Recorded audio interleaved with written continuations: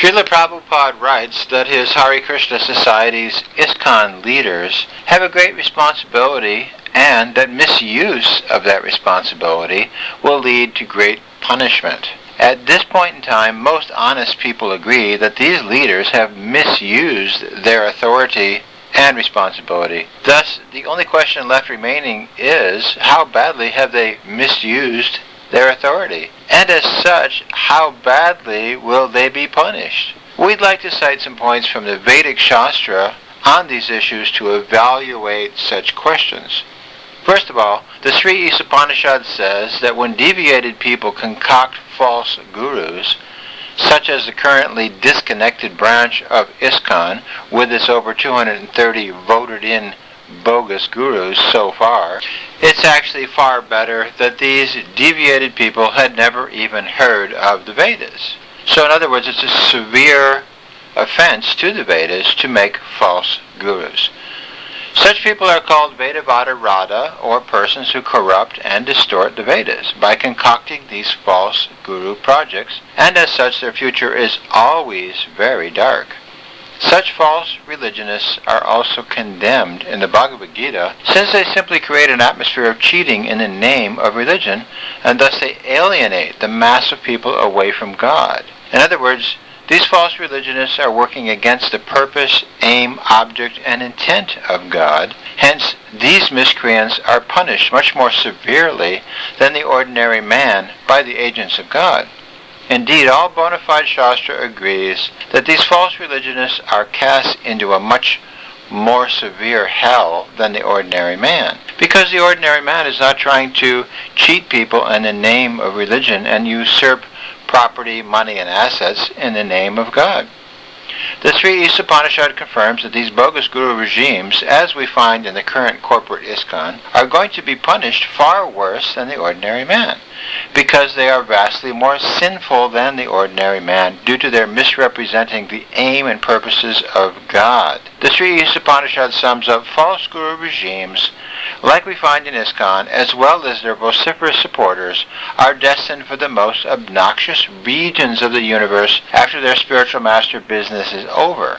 They may escape punishment from the laws of the state, but they will never escape punishment from the laws of God. So this is a very severe warning from these scriptures that if you want to pose yourself as a false guru, be careful, because you might end up at the bottom of the barrel in this universe at the time of your death. You might be at the lowest of the hellish situations. It is very clear that making unqualified persons into false messiahs and gurus is one of the worst sins there is. Therefore, the followers of that system are destined for not only an obnoxious future, they are destined for a worse future than the ordinary man. At the same time, we see that there are a number of innocent people currently in ISKCON. They have no actual faith in these bogus gurus, but they are there to serve Krishna and Srila Prabhupada. So these innocent people are simply awaiting the day that these false gurus will fall away and be rooted out, and then they can worship the pure devotee Srila Prabhupada. This same type of thing occurred at the time of Krishna. Many innocent people were forced to worship King Kamsa, but as soon as they saw Krishna appearing in Mathura, they cried in happiness, since they were only worshipping these demons by coercion. Certainly Krishna knows who is whom in this regard. On the other hand, there are many paid-up, salaried sycophants of these gurus, and they are not at all innocent. Their fate is to be handed off to the Yamadutas for acting as the paid-up servants and enforcers of the usurping of Krishna's property by these false gurus. In short, with the exception of a few innocent people in ISKCON, Shastra is quite conclusive that most of the members of the false ISKCON guru regime would have been far better off to have not even heard about the Vedas, because it is most sinful to misuse the Vedas for selfish gains. Exploiting religion is compared to exploiting God directly, and the result is one simply angers God and the agents of God. Thus one's future is very dark. Next, we find ISKCON's bogus leaders are always saying that God's Messiah's successors and gurus are constantly falling down into abominable deviations. The bogus ISKCON leaders' attack on the position of God's Messiahs is also explained in Shastra. Guru su naramati narakasa. Anyone who says gurus fall down like an ordinary man is a resident of hell, Naraka. These false gurus of ISKCON openly admit that most of their 230 messiahs has fallen down already. ISKCON's false messiah spokesman, Jayadvaita Swami, even wrote a paper saying that in fact most of their messiahs has been found, quote, engaged in illicit sex with men, women, and children. Apparently even ordinary street dogs are more advanced than their messiahs, since dogs are not engaged in illicit sex with men, women, and children. So these false ISKCON gurus are basically saying that even a dog behavior is superior to God's messiahs. Surely they will reap considerable wrath from the agents of God for their juxtaposing their illicit sex messiahs with actual great devotees of God. So in 1980, the GBC got together, Jagadish, Jayadvaita, and Sasvarup, and they wrote a paper called The Mahajans Have Difficulties, where they tried to explain that God's great messiahs and pure devotees and successors are having problems. In other words, instead of just admitting that God's pure devotees and messiahs and mahajans and great saints are pure and their gurus are not pure, they tried to juxtapose together the failures and falling behavior of their gurus with great pure devotees. So they became offenders and attackers of pure devotees. And this is still going on. They still say, well, gurus fall down, gurus have problems, gurus have difficulties. Of course, this was also aided and abetted by Sridhar Maharaj and Narayan Maharaj, and people like Tripurari Maharaj. They all came in and said, oh yeah, gurus fall down, what's the problem? You know, God's messiahs are having sex with men, women, children, and maybe goats. Who cares? Who knows? There was no standard for God's pure devotees at this point. And there still isn't. In ISKCON, they're still preaching openly that God's messiahs are prone to become debauchees at any moment. What this means is that these bogus ISKCON leaders who are promoting these illicit sex messiahs are already residents of hell or Naraka by the statements and standards of Shastra. Naraka Sa means you're already a resident of Naraka. You're already in hell. If you're saying gurus are having problems and failures and fall downs, you're already in hell. Rather amazing, really. It means the primary leaders of the ISKCON Guru system are already residents of hell, even though they appear to be living on this earth at the present time. In other words, by the ISKCON leaders constantly stating that God's messiahs are oftentimes degraded debauchees, this is called a mad elephant offense to pure devotees, which cannot be rectified or forgiven easily. Shastra says it is worse than suicide to deliberately indulge in sex life, especially in the renounced order of life. Sex life in the renounced order of life is the most perverted form of religious life, and such a misguided person can only be saved if by chance he meets a pure devotee. This is the Srimad Bhagavatam 2.6, number 20. Of course, with these bogus ISKCON self-proclaimed saints, those of us who say that God's pure devotee messiahs are not illicit sex debauchees, we are immediately banned, removed, sometimes beaten, excommunicated, threatened with violence, and some have been assassinated. So in other words, you have to say that God's pure devotees are debauchees, or you're removed from the ISKCON institution. And you might be beaten and even shot on the way out the door. So they're enforcing a system where you have to preach that God's pure devotees are debauchees, and God's pure devotees are engaging in illicit sex with men, women, and children, all these kind of things, or you're removed. You're not allowed to remain within the institution.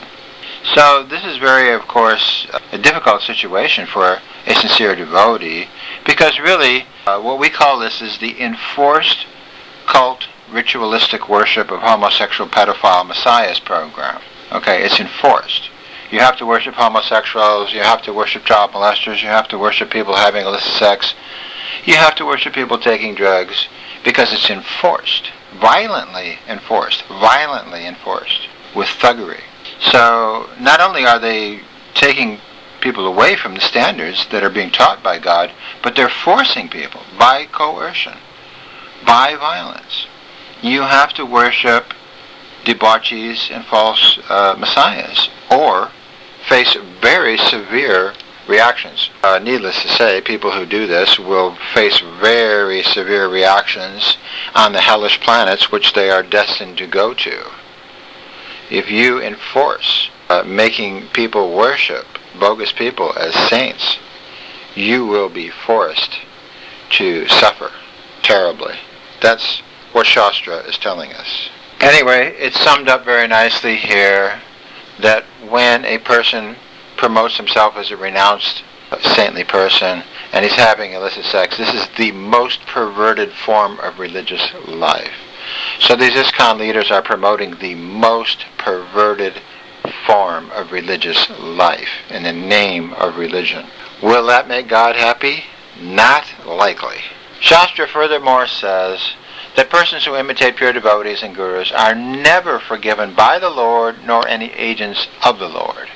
Of course, we have had in ISKCON many foolish advisors to these bogus ISKCON gurus, again, such as Sridhar Maharaj, Narayan Maharaj, Gaur Govinda Maharaj, Tripura Maharaj, and others who say, we need to forgive the failings of all these bogus messiahs. Oh, be merciful. Oh, be nice. Of course, anyone who doesn't want to worship them should be beaten over the head with a shovel. That's another thing. But we have to be nice to the bogus messiahs. Yes, be forgiving, be kind. So they are acting as apologists for these bogus gurus. You know, the bogus gurus might be having sex with men, women, and children. We have to worship them anyway, be nice to them, forgive them, forget. But if one of us protests and speaks out and says we don't want to worship falling down people as gurus, then we are beaten over the head, kicked out the door. We're not forgiven at all. So this is the problem with Sridhar Maharaj, Narayan Maharaj, Gaur Govinda Maharaj, Tripura Maharaj position.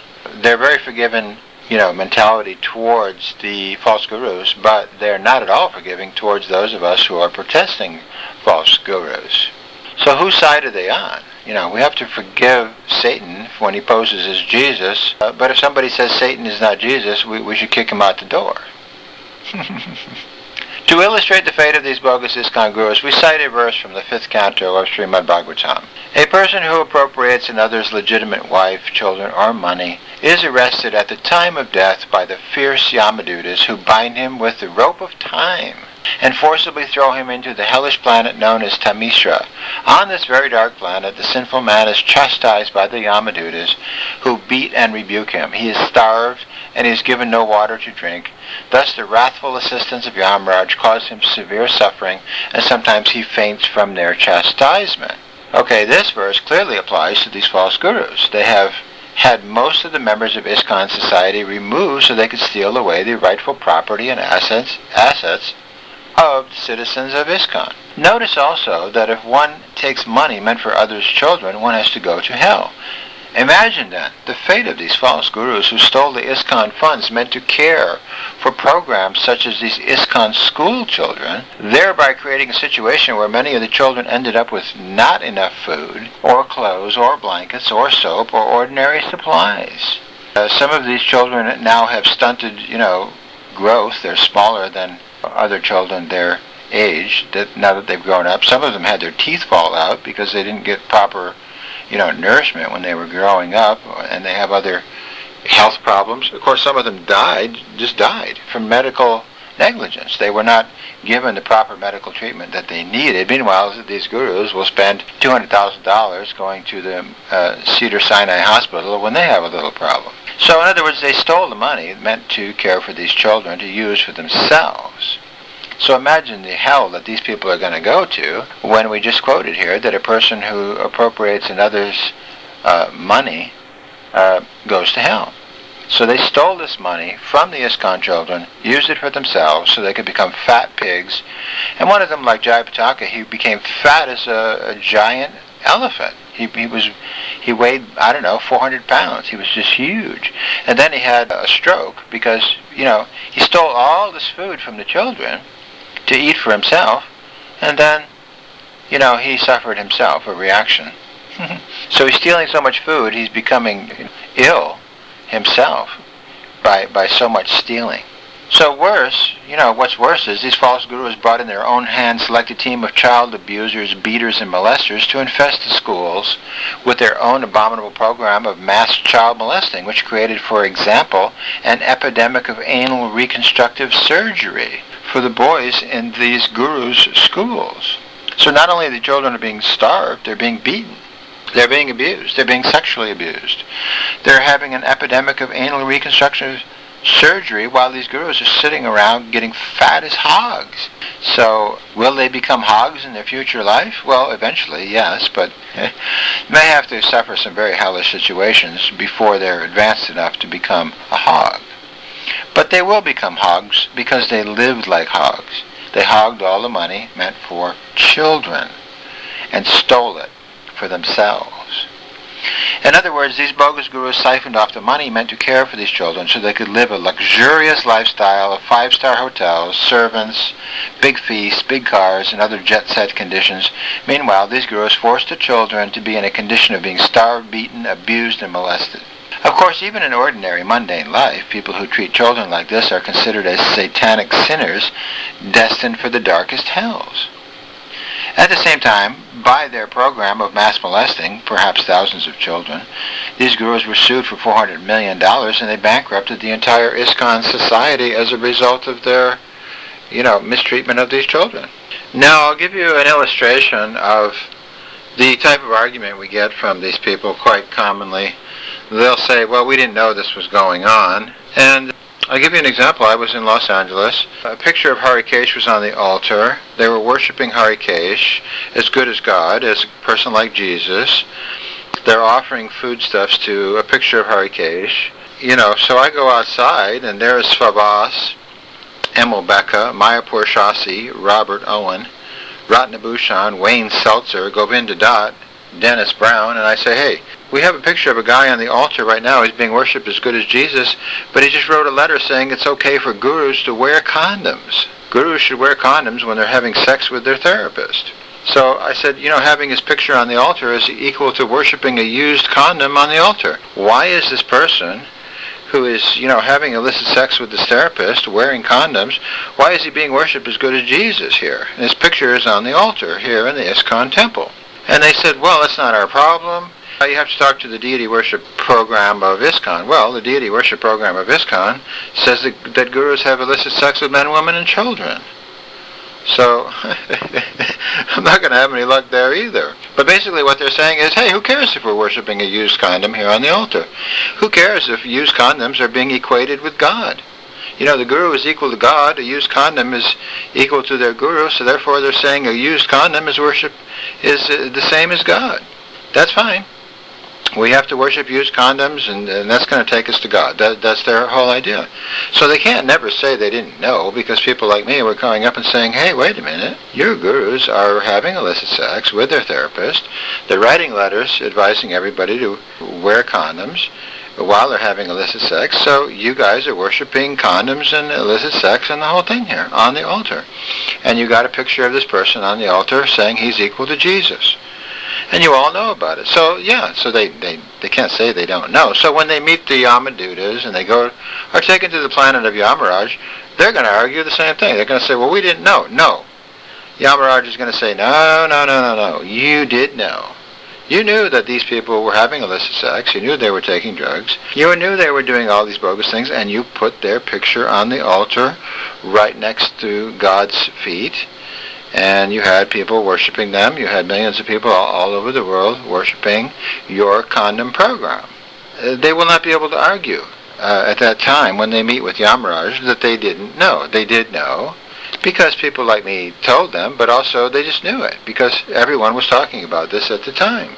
And also, by the way, I told the guru there, Veerbahu, the same thing, Marcos Zaffarani. I said, hey, Harikesh's picture is on the altar. Why are we worshiping this guy? And he just didn't want to talk about it. He was too busy picking up his Wall Street Journal, newspaper that was delivered to his door out in front of his apartment.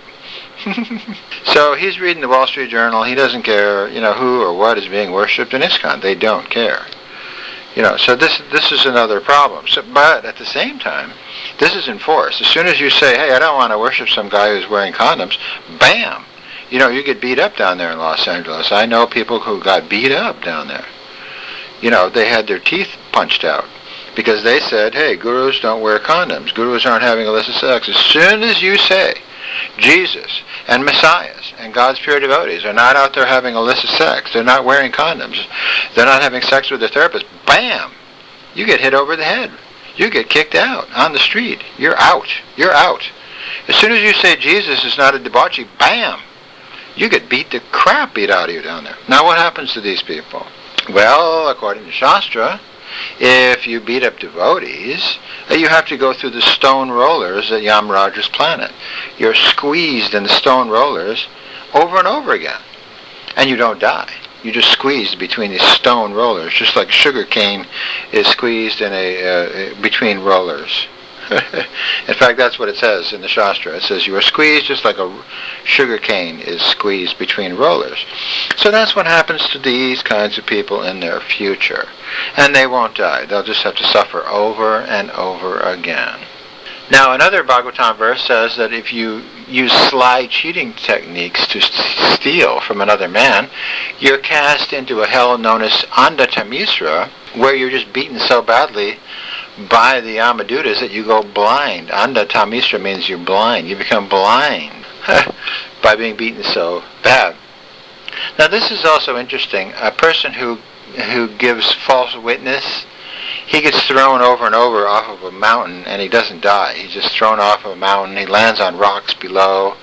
He gets all beat up there. They go pick him up, take him to the top of the mountain, toss him off again. Well, Satsarup, who's one of the ISKCON gurus, had a dream where he was being tossed repeatedly off of a mountain. And he wouldn't die. So he had a dream that he was on this planet where, you get thrown over and over again onto the rocks. Now, of course, if you kill a devotee, kill a brahmana, you're taken to a planet which is 80,000 miles around. It's made out of copper. It's red-hot copper, and you can't, you can't sit down, you can't rest. You just have to basically wander around this planet. And it says you stay there for as many hairs as there are in the body of an animal. You stay there for as many years as there are hairs on an animal. So you're there for quite a long time, just for killing an ordinary Brahmana devotee, like Sulochan and many other, dissenters were murdered in ISKCON. So all the people who participated in that, or who agreed to that, or helped that, or whatever it is, or who, wanted that to happen, they will have to go to this planet where you wander around on a red-hot copper planet. At least this is what the Shastra is telling us. Of course, these GBC bogus gurus have killed many, many, many other devotees by a kind of indirect means. For example, Mula Prakriti Dasi was one of the biggest book distributors in ISKCON up until 1977. And she was tossed out because she questioned these bogus gurus, and later she got cancer and she died of cancer. But I had another lady friend named Tribhuvaneshwari. She just said because she was kicked out of ISKCON, she lost her will to live. She got cancer and died. How many people got cancer and died? Who knows? Lots, maybe hundreds. I had a nice lady friend who was a very nice devotee named Kanva in Los Angeles. She died of heroin overdose. She said, I just can't take it. Living away from Krishna, living away from the temple, it was just too much painful existence for her. I had another friend here in Berkeley. He died of alcohol poisoning. People have committed suicide. Some of the children who were molested were committing suicide. So who knows how many people have died as an indirect result of these gurus usurping the ISKCON property, but I would say hundreds easily. Well, that's killing a brahmana. But that's not just killing a brahmana, that's torturing brahmanas to death. So what is going to be your fate of torturing God's devotees to death? It's not going to be pleasant. And that is for sure, what's going to happen to these people. They're going to suffer very bad reactions for making all these devotees suffer in such a miserable way. But now I'm going to mention the most important misuse of power in ISKCON. I'm mentioning it at the end of this tape because I want people to focus on this. This is the most important misuse of power that these leaders have done. Srila Prabhupada complained he was being given poison. Now, we cannot give a fully detailed account of the poison issue herein. However, there are plenty of websites where you can get more complete details. Here are a few important points. Tamal Krishna can be heard on audio tapes saying to Satsarup, Srila Prabhupada wanted us to give him something to make him disappear. In other words, Prabhupada wanted us to poison him. So, if you give somebody something to make him disappear, he's going to die. That's called poison. We also have the ISKCON leaders on audio tape openly discussing how gurus are sometimes killed by being secretly fed poison or broken glass from, this was being discussed by the guru leaders, which proves the ISKCON leaders were openly discussing how gurus are sometimes poisoned or killed with broken glass. Why are they talking about that? Right around the time Prabhupada's, dying right in front of them. They're talking about how gurus are being killed by being given something. So, incidentally, gurus being killed with poison occurs more regularly than we'd like to believe in India. Dr. Banamali looked at a urine sample of Prabhupada, and he says that the urine was separating into blood and bone marrow, which is a definite sign of heavy metal poisoning. Other doctors all agreed Prabhupada had the symptoms of being poisoned. On November 3rd, 1977, Srila Prabhupada said, "My only request is please do not torture me and put me to death," because he was being tortured and put to death. Shortly after that, Prabhupada said his good friends, the ISKCON leaders, were discussing poisoning him. Prabhupada says he's being poisoned. Vahi bat ye hamko poison diye. Someone is giving me poison. And everyone in the room agrees. He says he's being given poison. And Bhakti Drew says, someone gave him poison here. Yeah, someone gave him poison. So we have audio tapes where the leaders are talking about poison, and they are saying things like, they're whispering. They're saying, push real hard, the poison's going down. And this has been verified by audio forensics labs. That is what they're saying. So Prabhupada says after that, after they say, push real hard, the poison's going down, Prabhupada says, to me. So they're talking about poisoning him right in his presence. Of course, Srila Prabhupada said he had to get out of his room since there was a Ravana, a demon, in his room. Heavy metals were later found in a hair sample of Prabhupada and so on. To some, there is a considerable evidence that Prabhupada was being intentionally poisoned. So, if they would poison a pure devotee and kill him, that's just like crucifying Jesus. Except it's worse, because poison is a much more longer and painful death. And that's why Prabhupada said, my only request is, please do not torture me and put me to death. So if you put a pure devotee to death, what is your future? Well, your future is you're going to be in the crapper of the universe for a very, very, very, very long time. These bogus ISKCON leaders are thus more or less doomed to suffer for an eternity of damnation. And that is the verdict of Shastra. Thank you very much for listening.